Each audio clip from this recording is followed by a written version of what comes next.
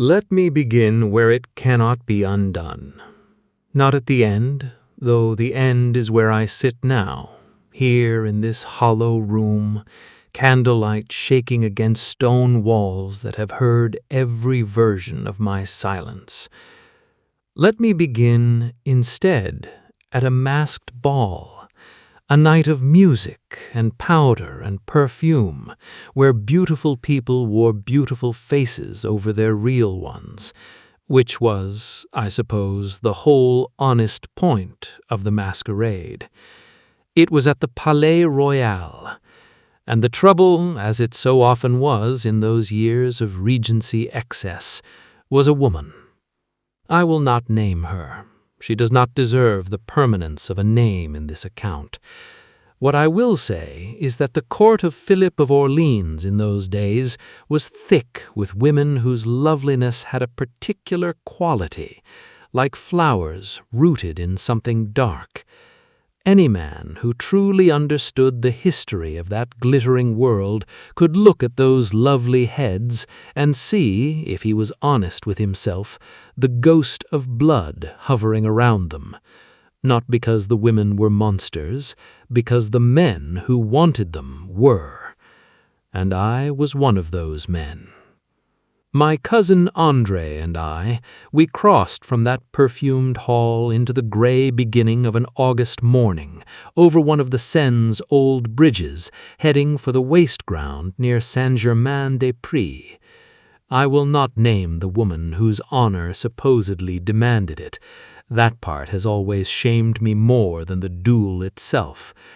Even now, decades later, writing this by a guttering candle in my chateau at Puy-Verdon, I can feel that morning air on my face. River mist, pale towers, Notre Dame standing in the distance like a patient judge.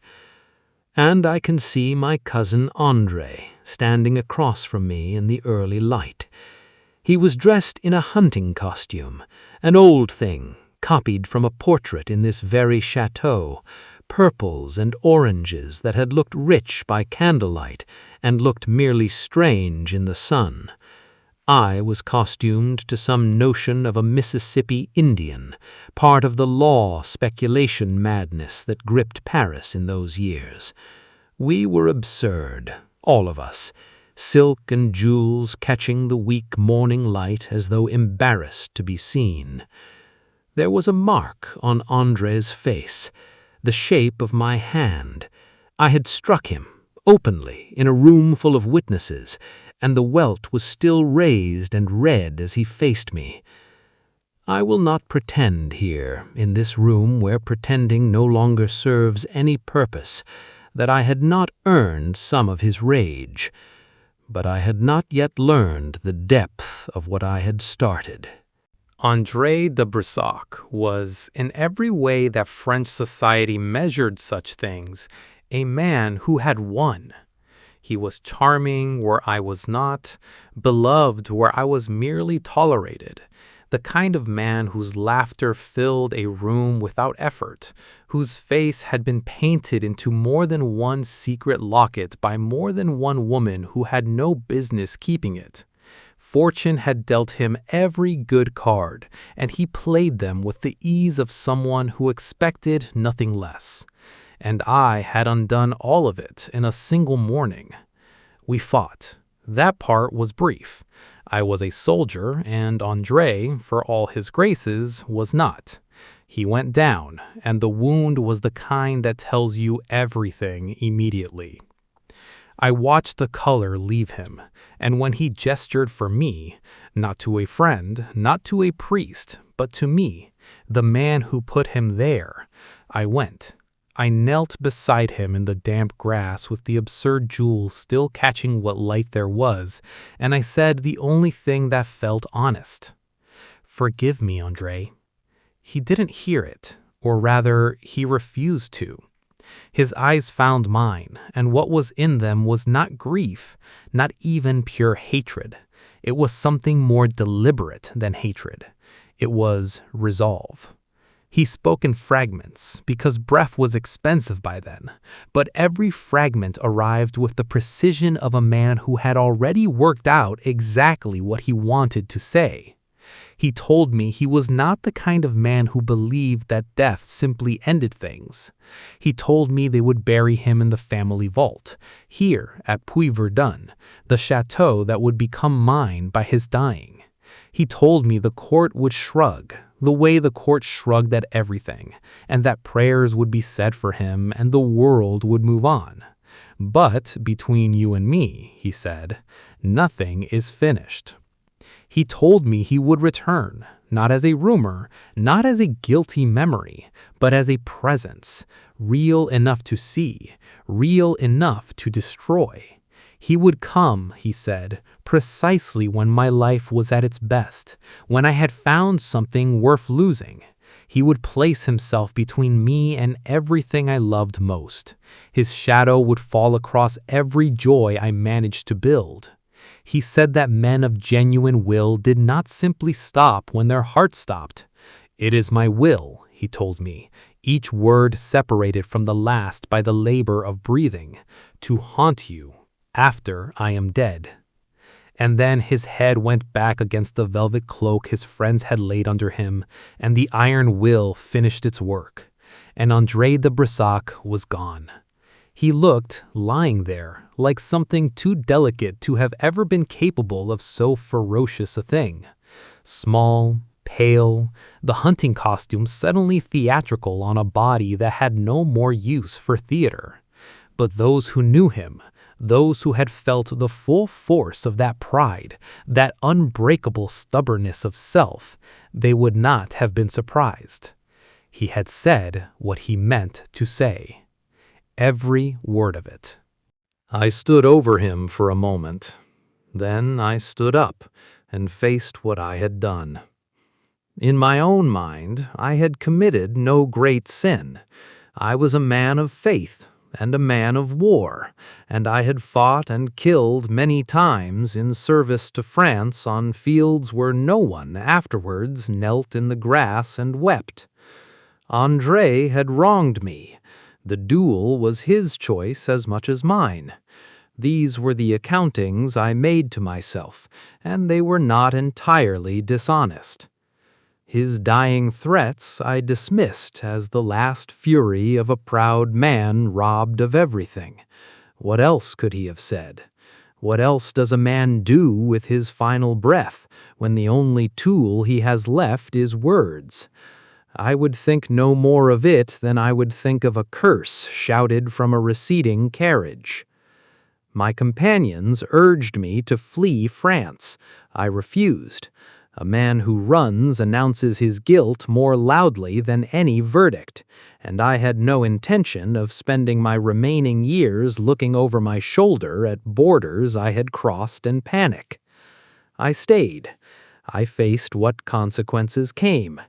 I kept away from Paris and the court. I came home to Puy-Verdun, this chateau that was now mine by the worst possible inheritance, and I began the slow, grinding work of living inside my own choices. It was not easy. The servants here were all André's people. They served me because they had to, not because they wished to, and they were careful never to let me forget the difference. Every meal delivered, every fire laid, every lamp trimmed, done with the precision of the dutiful and the coldness of the unwilling. In the village it was worse. Children, seeing me ride through on my horse, would stop and go quiet, and find reasons to move away. I had watched that happen enough times to stop being surprised by it, though I never quite stopped feeling it. Old women would cross themselves as I passed, quickly, the way you do when you want the gesture to be both effective and unnoticed. Rumors had taken hold in those streets, the kind that fill in what a village doesn't understand with what it fears most. Some said I had made a pact, given my soul away for the chateau. There were worse explanations they might have reached for, but this one had clearly satisfied them. I had never been a man women found easy to love. My face runs dark, my manner runs cold, and whatever warmth I possessed I had learned to wall away early.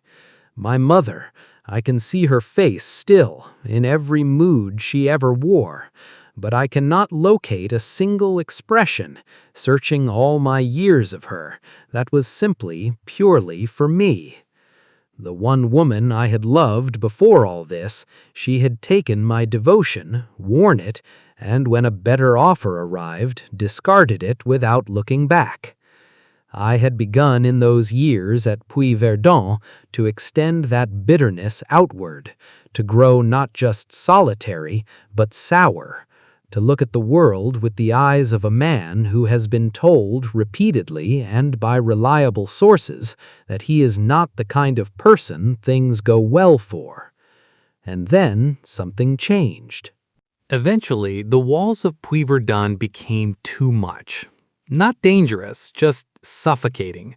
The silence of a place where no one is glad to see you has a particular texture.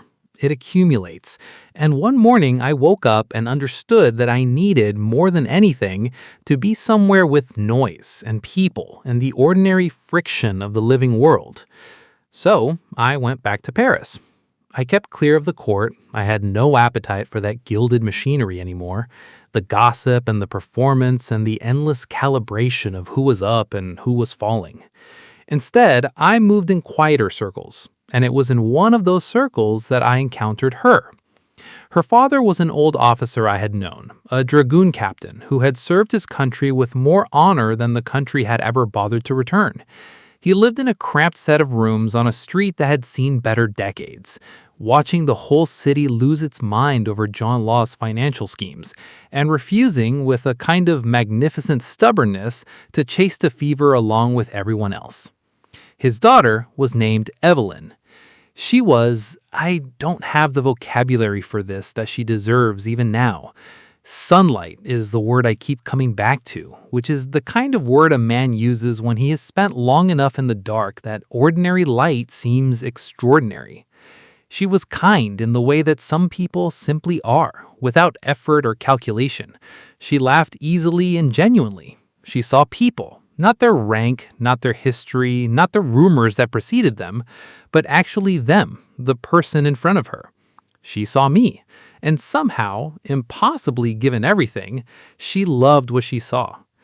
I had poured years of my best self into a woman who had thrown it away without ceremony. I had received back almost nothing from the world in return for whatever I'd put in. And then Evelyn gave me everything. Not because I performed or impressed or strategized, but simply because I was there and she decided I was worth loving. We were married, and I brought her back here to Puy-Verdon. And the chateau, this cold, dark, servant-haunted place that had been my guilt made architectural, became, almost overnight, something else entirely. She went to the village. She learned names. She helped families who were struggling and asked nothing back. And because they loved her, as they immediately and universally did, they extended something toward me that they had never managed before. A tentative goodwill, a willingness to forget. Children no longer shrank from the dark horsemen. Old women kept their hands still as I passed. I had become, without fully understanding how, a part of something rather than apart from it. And the part was because of her. I cannot explain to anyone who has not lived first in that kind of cold, and then, suddenly, in that kind of warmth, what those months were like. I kept thinking it must be a mistake, that something so good must be temporary, must be a misreading of circumstances that would shortly correct itself. I hope that was wrong. I could not quite let myself believe I was. For 3 years, I had walked the corridors of this chateau. In midnight, in the gray pre-dawn, in every mood a man can carry, and nothing had come. No shadow shaped like a dead man, no presence at the edge of vision. If André de Brussac's iron will was still at work somewhere in the darkness, it had not yet formed its form. I had, in truth, stopped thinking about him.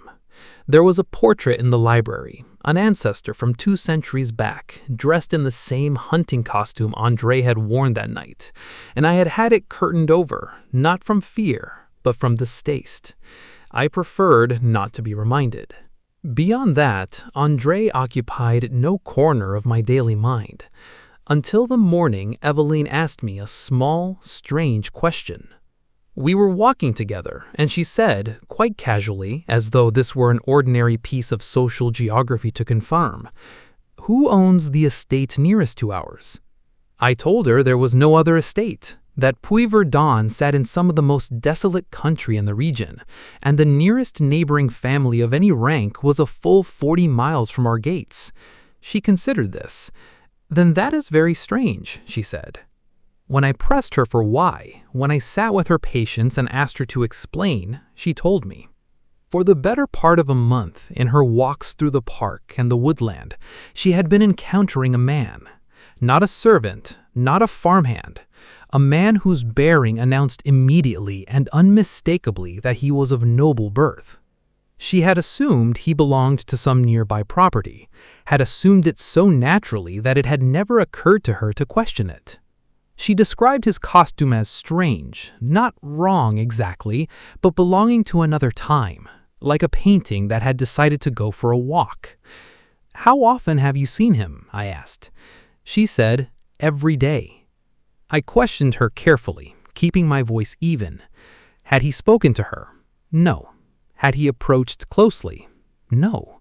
He simply appeared, standing at a distance near a rocky little cascade she had taken to reading beside, watching her without moving, and then was gone, his departure as soundless as his arrival. He simply stands there, watching, and somehow that silence is more frightening than anything he could say. I went to the village immediately, asked if any stranger had passed through. Nothing. I cross-examined every member of the household staff. Nothing. I accompanied Eveline myself, every morning for a full week through every path she walked and every clearing she rested in. We saw no one but birds and our own shadows. Eventually, she suggested she would simply restrict herself to the walled garden, the old pleasance within the moat, with its locked gates and 10 feet of standing water between it and the rest of the world. I smiled and told her in my most reasonable voice that she probably conjured the whole thing from too many novels, that the great Cyrus from some romance had wandered out of her imagination and into the trees. She accepted this quietly. But she said, as she turned away, "His costume was not modern, Hector. He looked precisely as a portrait looks, if a portrait could step down from its frame and stand in the light." I did not sleep well that night. Then, for some weeks, silence. She stayed in the pleasance. She said nothing more about the stranger. I allowed myself to believe the episode had passed. But I was watching her face, though. I was watching it closely, and something in it had begun to change, so slowly, so quietly, that at first I could only register it as a feeling, an unease I couldn't locate and therefore couldn't address. Until the afternoon I mentioned the stranger's name, lightly, as a joke, and the blood left her face and then rushed back into it and left again, all in the space of a single breath. "You haven't seen him since you stopped going to the woods," I said. She looked at me with eyes that had something in them I had never seen there before, something fractured. "Hector," she said, "I see him every day, in the garden, behind the locked gate and the moat and the walls." She stopped. "And I believe it is killing me." I told her it was impossible. I sat with her, I held her hands, and I laid out the facts with the patience of a man who genuinely needed them to be true. The Pleasance was an old enclosed garden, medieval in its design, built for exactly the kind of security a warlord's wife might require. The moat around it was wide and deep, and had not been dry in living memory. The gates were heavy oak and iron, locked each morning by old Massou and not unlocked until he personally turned the key. There was no way in. I knew this. I had verified it. She listened to all of this, and then she said quietly for the third time that she saw him every day. On that day, I arrived at the most frightening conclusion available to me at the time, which was that my wife had lost her mind. I did not say so to her. I understood, in some deep instinct, that to name it would be to press it deeper in. Instead, I went through the pleasance myself, checked the gate, tested the lock, walked the full perimeter of the moat, measured the sheer impossibility of any physical intrusion with my own feet and hands and eyes. Nothing, no gap, no weakness, no way through. Then I sent for Paris for a physician. Days passed while I waited, days in which I watched Evelyn with the vigilance of a man who has been handed a fear and told to carry it without dropping it. She sat in her silences. She moved through rooms as though part of her attention was always directed elsewhere, at something just outside the frame of wherever we were, something I could not see and she could not stop seeing. The physician came. He was a good man, the kind of doctor who examines carefully and concludes slowly and does not perform certainty he hasn't earned. He spent an hour alone with her, a long hour for me. When he came to find me, he told me first, and I will never forget the specific relief of this, that my wife was not mad. He said, "She is coherent, precise, in fact. The account she gives is detailed and consistent in a way that is not characteristic of delusion. I find myself thinking she may genuinely be perceiving something real." He paused. "I want to ask you something. Is there anyone connected to this household? A young man, perhaps, with a striking appearance, pale complexion, a face that might be called almost feminine in its delicacy, and a scar, reddish, obvious, here." He indicated his cheek, the kind of mark a blow might leave. Something happened in my chest. I said, "His clothing." My voice came out carefully, the way you carry something across a room when your hands are shaking. The physician looked at me steadily. "A hunting costume, old-fashioned, orange and purple." I knew it then. I knew it with the absolute bottom-of-the-well certainty of a man who has spent 3 years telling himself a dead man's promise was empty and has just been proven wrong. André de Brissac had waited. He had waited until the best moment of my life, and then he had come. I showed Eveline the portrait in the library. I drew back the curtain I had hung there years ago, and I watched her face. She went white in an instant. Her hands found my arm, and she held on with the grip of someone preventing themselves from falling. "The clothes," she said, when she could speak. "Yes, that is exactly what he wears." But then she looked at the face in the painting, the ancestor, the man from 2 centuries ago whose image André had borrowed for a costume, and she shook her head. "That is not his face," she said. "The face is different. Let me describe it to you." And she did.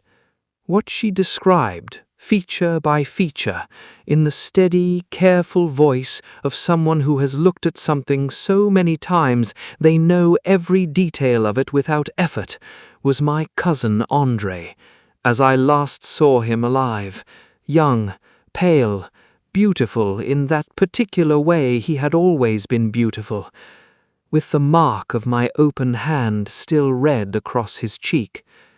She had never seen him. There was no portrait of him in this house.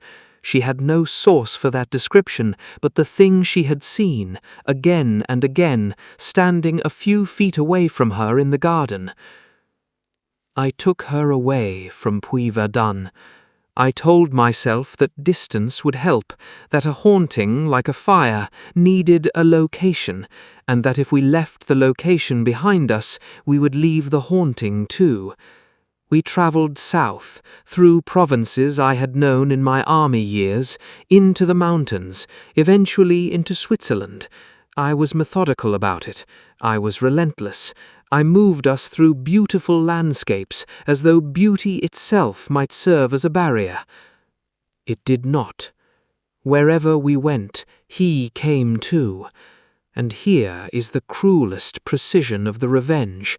He never showed himself to me, not once, not a flicker, not a shadow, not the distant suggestion of a figure at the edge of a mountain path. I could have borne that. I would have known how to fight that, or at least how to stand and face it like a soldier. But the haunting was never aimed at me. I was the intended audience. Eveline was the instrument. He appeared to her in every place we stayed, in the gardens of southern inns, on quiet alpine paths, across the rooms of the small hotels where I tried to believe we were safe. "He is here," she would say. "He is standing between us right now. I can see his face, the scar, the pale eyes, more clearly than I can see yours." I cannot describe what it is to be told by the person you love most that a dead man is more present to them than you are, that your face has become the background and his has become the foreground. I had no defense against it. I could hold her hand and tell her I was there, and all of it was true, and none of it was enough, because he was also there, and neither of us had any power to make him leave. Her health continued to fall. Not dramatically, not in the way of a visible illness, with fevers and remedies and things to be done. Quietly, steadily, the way a candle burns down in a room where you're not watching. You look up eventually, and there is so much less of it than there was, and you cannot say exactly when each fraction of the flame departed. I tried everything I could think of. There is a particular helplessness in watching someone you love suffer something you cannot reach, and knowing that the source of the suffering is your fault, not your wife's, and not chance's, but yours, from a cold morning in a Paris field many years ago, when you knelt beside a dying man and dismissed his last words as empty rage. They were not empty.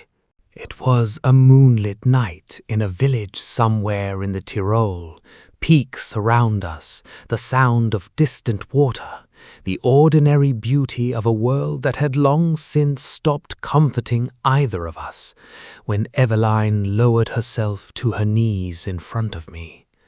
She said, "I am a guilty woman, and I cannot die without telling you."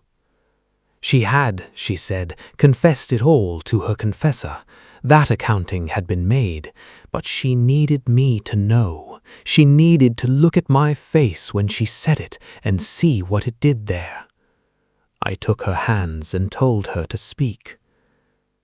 "When I first encountered him in the woods," she began, "I was afraid. Whatever he was, whatever it was in him that was wrong, that was not quite living, I felt it. I recoiled from it. Every time he appeared, I felt the sickness of something deeply unnatural standing near me.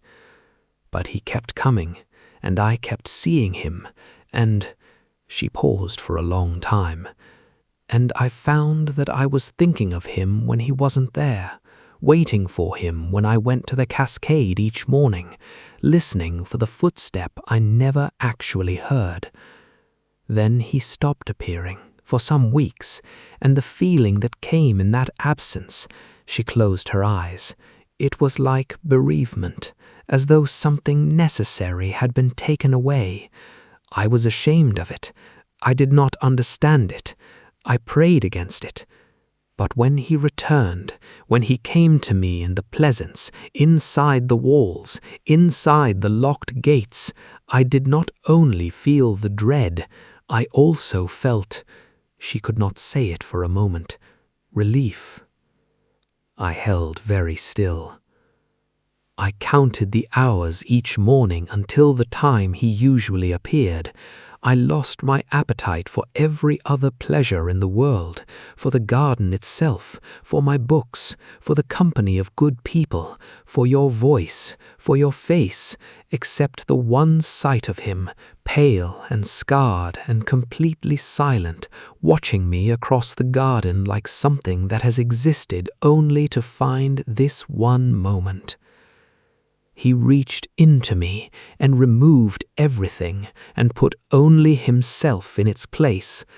I do not know if that is the devil's work or the weakness of my own nature or something that has no name yet, but I have fought it with every resource I had, and every resource failed. For a full year, she said, I have lived only to see him. She looked up at me. Now you know. Hate me if that is what is right. I gathered her up from the floor and held her. What was there to hate? What had she done except suffer? The trap had been set for me, and she had walked into it because she had been placed in my life, and the whole vicious architecture of the revenge required her as its instrument. She was not the guilty party. She had never been the guilty party. I forgave her, with everything in me, without reservation, without caveat. And I think in that moment she felt it, because she rested against me with the quality of someone who has set down a weight they have carried too long.